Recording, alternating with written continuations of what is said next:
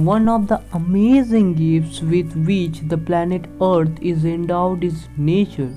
It is the incomparable beauty of planet Earth. Nature comprises the sweet birds singing, the change of season, the blessed morning and the evening, the light of the rivers, the thunderstorms, the floods, the glaciers, the mountains, etc. In reality, the variety and blessings of nature can never be counted by humanity. Nature in human life has tremendous meaning and significance. To protect our lives, we need water, fresh water, and the earth. Mankind's survival is entirely dependent on nature.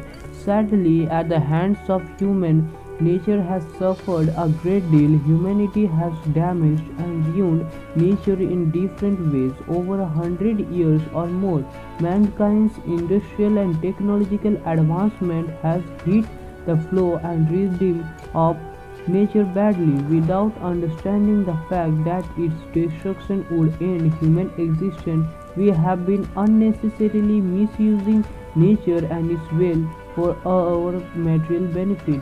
The ecology of our lives has been seriously disrupted by cutting of trees, burning of fossil fuels, pollution of soil, water, and climate, etc.